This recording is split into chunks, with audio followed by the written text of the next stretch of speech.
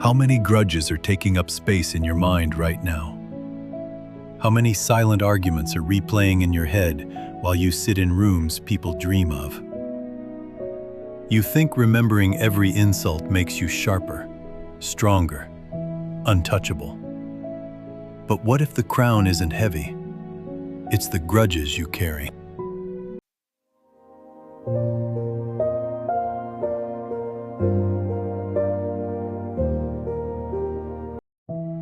High above Manhattan, on the 72nd floor of a glass tower overlooking Central Park, Daniel Reed had everything that screamed success.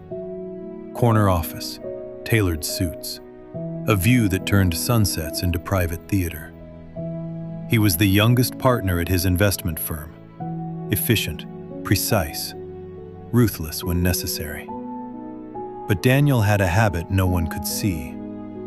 Every time someone humiliated him in a meeting, every time a client questioned his competence, every time a colleague took credit for his idea, he didn't argue.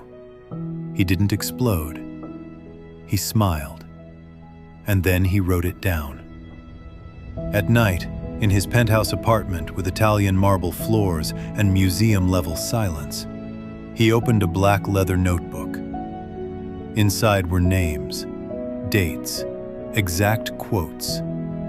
He lacks vision. Too young to understand risk. Come back when you've earned it. He told himself he was tracking patterns, studying human behavior, protecting his future. But he wasn't tracking. He was collecting. Daniel called it strategic memory. He believed forgetting was weakness. Forgiveness was naivety. Letting things go meant dropping his guard. So he carried every slight like ammunition. And slowly, something changed. His sleep became shallow. His jaw tightened constantly. He started anticipating attacks that weren't there. In meetings, he wasn't listening. He was preparing counterstrikes. At dinners, he wasn't laughing. He was scanning for disrespect. Success climbed, peace disappeared. One evening, while staring at the skyline through floor-to-ceiling glass, he realized something unsettling. He had won the game, but he felt hunted. It happened on a Tuesday night. Daniel stayed late as usual. The office was empty. The city below glittered like spilled diamonds. He stepped into the elevator with Mr. Halverson, the firm's founder, a man worth more than Daniel could calculate. Calm, observant, unshakably composed. They descended in silence. Halfway down, Halverson asked, "Why are you always tense?" Daniel forced a smile. "Just the cost of doing business." Halverson studied him. "No, that's optional." The elevator hummed. "You react to ghosts," Halverson continued. "People who offended you months ago. You treat every room like a battlefield." Daniel stiffened. "You don't survive here by being soft." Halverson nodded slowly. "True, but you don't survive by carrying every bullet either." The doors opened, but Daniel didn't step out. The next evening, Halverson invited Daniel to his private office. No assistants, no interruptions. He poured 2 glasses of sparkling water and placed a thick ledger on the desk. "Open it," he said. Inside were pages filled with numbers. Deals won, deals lost, risks taken, risks avoided.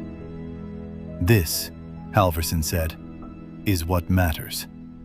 Outcomes." Then he leaned back. "Now, show me your ledger." Daniel hesitated. "The invisible one," Halverson clarified. Daniel didn't move. Halverson's voice softened. "You think remembering every insult makes you strong.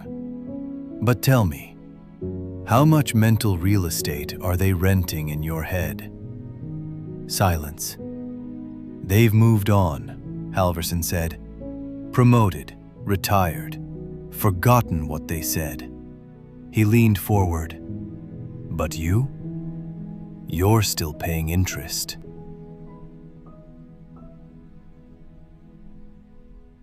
Daniel went home and opened the black notebook.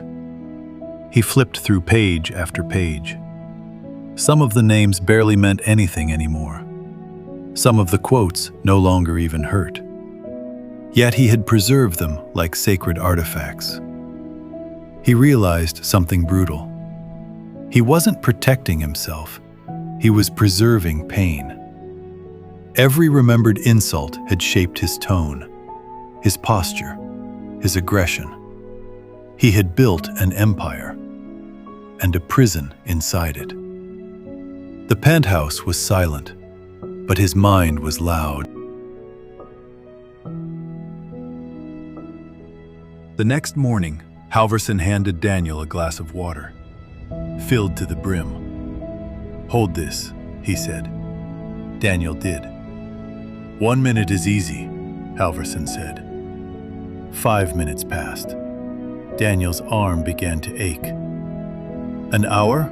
Halverson asked. Daniel shook his head. "Impossible." "What changed?" "The weight feels heavier." Halverson smiled faintly. "The water didn't change. The time did." He set the glass down. "That's resentment. Light in the moment, crushing over time." He paused. "You can't control who throws the water, but you control how long you hold the glass." That night, Daniel did something he had never done before. He opened the notebook, and instead of rereading it, he tore out the first page. The insult from his first year, the one that started it all. He expected anger. He felt relief. He tore another page, and another. The skyline outside shimmered as paper fell into the trash. For the first time in years, the city didn't look like competition. It looked like possibility. The next day in a meeting, someone interrupted him sharply. Old Daniel would have stored it, filed it, weaponized it. Instead, he paused, took a breath, and asked himself silently, "Is this worth carrying?" The answer was immediate. No. The comment dissolved. The meeting continued. Nothing collapsed. No power was lost. But something heavy lifted. Let me ask you something honestly. What are you carrying right now? A comment from your boss? A betrayal from years ago? A sentence someone spoke in anger that still echoes in your head? You believe remembering protects you, but does it? Or is it quietly draining your clarity, your sleep, your joy? Here's the uncomfortable truth. The person who hurt you probably forgot. They walked away lighter. You stayed, holding the glass. You cannot control what people say. You cannot prevent every insult. You cannot stop ambition from attracting criticism. But you can decide what you carry into tomorrow. Success without peace is just a prettier cage. So tonight, before you sleep, try something simple. Picture the words that still sting. See them as weight in your hand. Then ask yourself, is this worth my energy? Is this worth my future? And if the answer is no, set it down. You don't have to approve of what happened. You don't have to pretend it didn't hurt.